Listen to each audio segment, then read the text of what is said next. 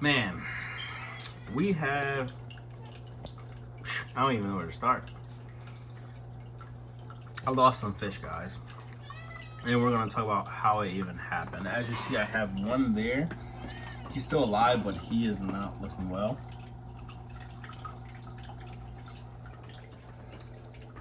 Have some over here.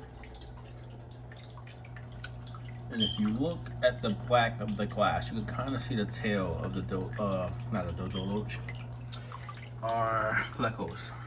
What fish died and what happened? Our main fish, the trophy fish, my favorite fish, the fish I cared about the most pretty much. We know him as Jawbreaker, not Jawbreaker, Jesus Christ, where am I? Zombie, passed away this afternoon, I guess, or at some point. Got back from work and he was pretty much sitting up there and he looked like he was dead for a while. We lost a tetra, 2 panda cories, and 1 common cory. This one had like a pop-eyed. I don't know what happened, but I've been seeing signs, and I caused it pretty much. I pretty much made a rookie mistake. So, how we get there? All right, let me walk you through it. I stopped recording and making videos a few months ago. I haven't had the time to really care for multiple fish tanks, multiple fish. So I took all the fish that I had and I put them in a 29-gallon tank. Then I took a few other fish and put them into another 29-gallon tank, which kept it down to 2 tanks. I took care of them 2 tanks for a while. Got tired. I kept going to the basement, having to do wood changes through the basement, all that stuff. Working, raising kids, and all the other stuff that comes with it. You can see me in the background. Haha. Check this guy out right here. Sorry I have to keep pausing. I have a fishing hook right here. So I've been fishing. Stupid cat keeps playing with it and it has a hook on it. But where was I? I limit all my fish tanks down to two fish tanks. And I couldn't take care of that. So I limited it down to 1 fish tank, and then I still couldn't take care of that.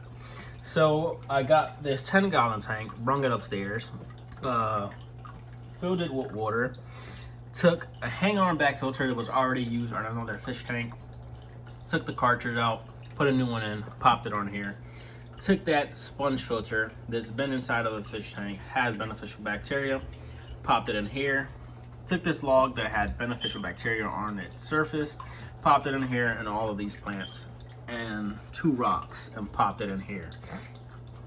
I let that sit for about an hour, and then I added my stress coat and a quick start just in case with some prime, and let that sit for about another hour. Tested it. I tested the water.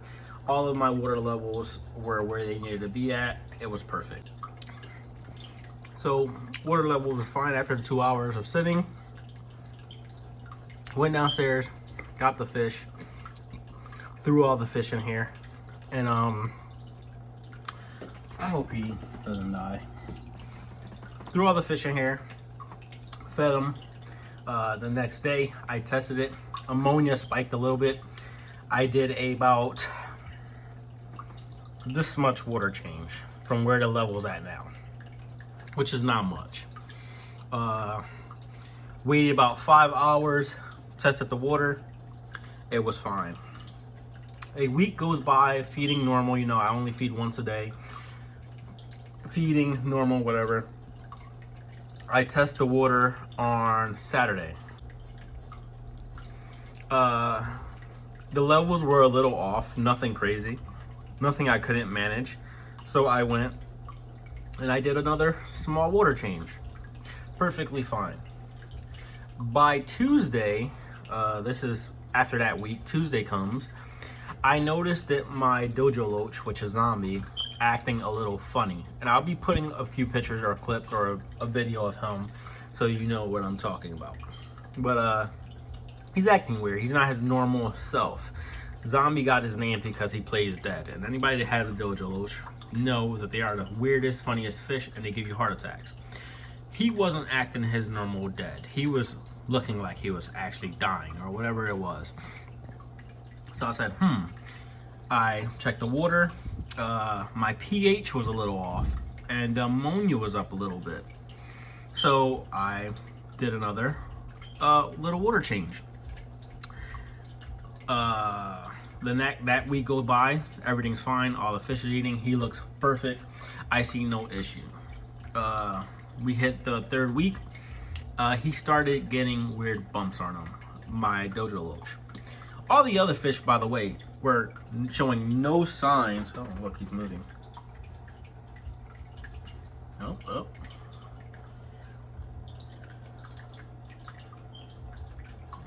That's not good. But viewer discretion is advised. All the other fish were doing fine. He was the only one acting weird. So after he's alive. Is that him? No, he's right there. But I test the water, like I said. Did another water change. He went back to his normal self. Then I made the video that I just made not too long ago that I uploaded talking about me putting it up here. It was about a month. So I go to, after all that time passes, I go do a normal water change, a half, you know. I noticed that the sponge filter was really dirty. Mind you, I swapped it from another fish tank and put it in here. So I did a 50% water change. I grabbed the sponge filter and this filter that you see, and you see that one's pretty bad still. This is where I messed up at. I think this is where it all happened. I squeezed this out and I squeezed that out after doing a 50% water change, putting them back in. I didn't dip it in fresh, clean sink water or anything like that. I just squeezed it into the regular bucket that I do water changes in. I guess the tank couldn't deal with the amount of water being changed and the lack of beneficial bacteria, which caused the tank to crash. My cycle crashed. No pH, no nitrates. It pretty much just crashed. Everything pretty much zeroed out. Everything died off. And since that filter, the hang on the back filter, I swapped out the old filter. There was no support system. There's no sand, there's no gravel. The only thing that probably has beneficial bacteria on it is the 2 rocks and this log, which is obviously not enough for the amount of fish that were in here. So I crashed the cycle, killing a few fish. Part of the hobby, part of the fish hobby, we lose a lot of fish. It happens. I haven't had a cycle crash in a really long time. I should have thought that out a little bit better.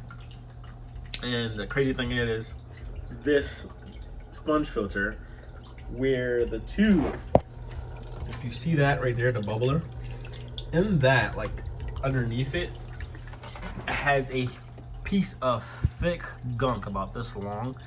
I don't know if it's old food or skin or what it is, but a huge piece of gunk. I can probably see it down there. No, you can't. But you see all this white stuff on the fish? It's like a fungus almost. After it crashed, they all got that stuff.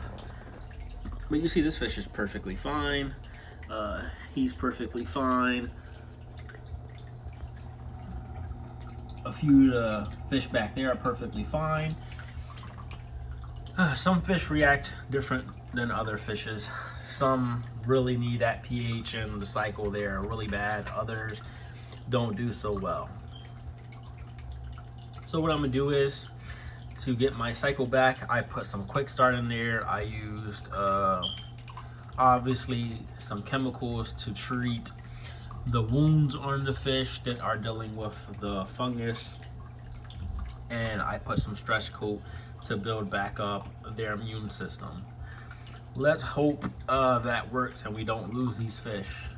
If all of these die out, I probably will be done with fish for quite a while and eventually come back at some point. If only a few die, I see how this tank does with just a few. I'll probably just get a couple.